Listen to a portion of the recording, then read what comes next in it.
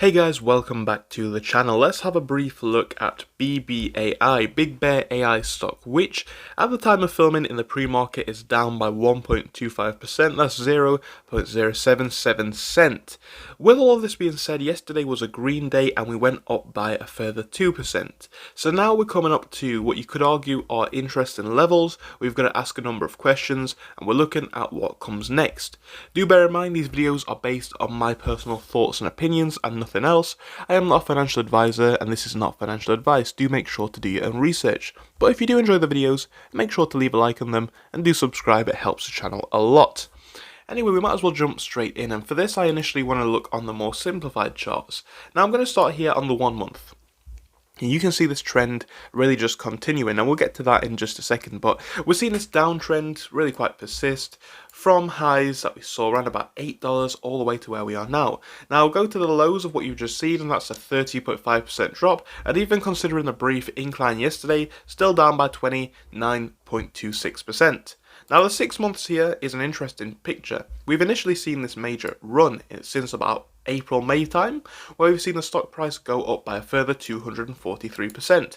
And the year to date, even zooming out to the 5 years, you guys will know the story, and you guys will see, going back from where we were in July of 2024, or even in September, we've seen the stock go up by 280% in the earlier part of 2025 before coming back down, and again, now we're on this new run. So the question is, where does it continue? Does it continue? Does it go up? Do we go down? And again, no one can say for sure, but there are a few things that we can look at, both historically, both based on where we are now, to perhaps surmise what may come next, okay?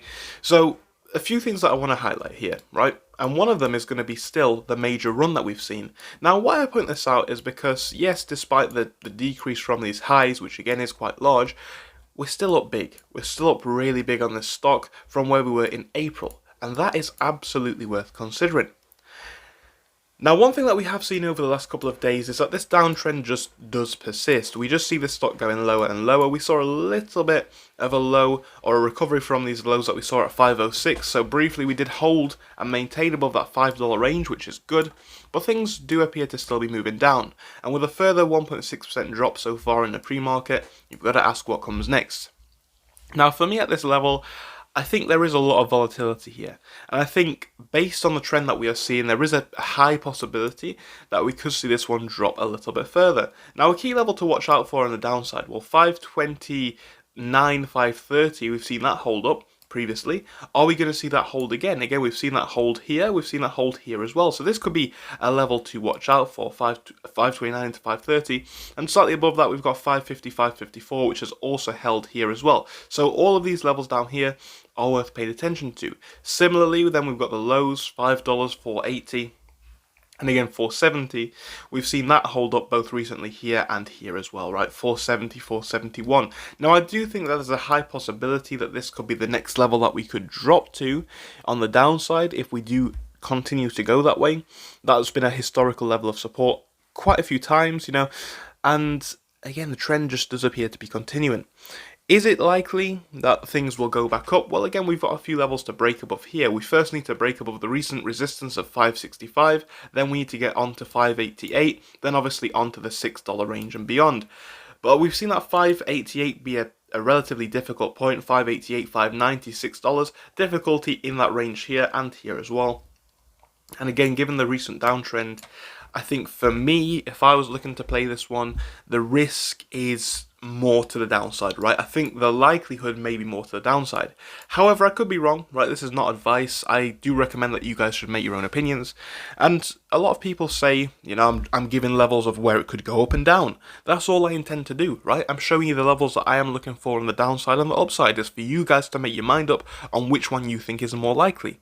However, I think personally there's that likelihood that we could be dropping to levels in the mid or high $4 range, possibly going as low as 483 like we've seen before, if we don't hold on to 520, 529. So it's all to play for today, the next couple of days, but that is going to be a key level that I'm looking out for. Initially 527, 529, 530. Below that, it's going to be all the way to 470.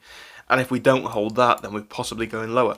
Now do bear in mind that's not necessarily the worst thing in the world. We've seen these lows back here of $2.30 or something like that before finding a bounce from what we saw here, right? We did find that recovery. But right now for me, whether it's here, whether it's lower, whether it's higher, we need some consolidation, right? We need some solid supports, some historical supports, some key levels to hold on to, some key levels to hold up. If we get those, and those do hold, great, we could be looking for another run. But right now I have not had, in my head at least, and again you guys may have a different strategy or a different approach, but I haven't had the confirmation in my head that we have yet found a solid enough support for me to yet be fully bullish. So I do personally anticipate the potential of more drops. I will leave the rest up to you guys, right? That's just the way I see things. Let me know your thoughts in the comments section. I do appreciate it, and thank you so much for watching the video. See you again soon. You guys are ready to get serious about trading for less than the price of a coffee every day? I've got to tell you about the new Patreon page that I have just launched. That's right guys, I have a new Patreon. I'm going to be sharing everything on here, from my personal stocks that I am watching to pre-market updates, as well as a Discord group which I have started. It's going to allow you to access similar-minded, like-minded people who are also interested in sharing their knowledge about the markets. I'm going to be sharing a lot of stuff over here guys. There's going to be a lot of exclusive content coming in the next couple of weeks, but do bear in mind, for most of the tiers, spots are limited. The Market Scout, where you'll gain access to the Discord, prices will change after 150 members. At the moment guys, I'm limited for time, so the Trader's Edge course and above, we're limiting the courses even lower, right? There's a limited amount of people who can join.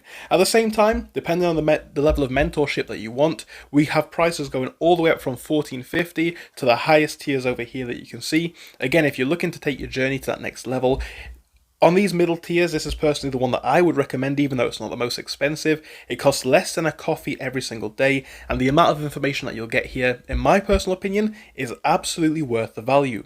At the very least, guys, you can become a member for free. The link is down in the description, the comment section, and the bio. Just give it a look and see what you think. And of course, feel free to sign up if you're looking to take your journey even further. Thank you. Enjoy the rest of the video.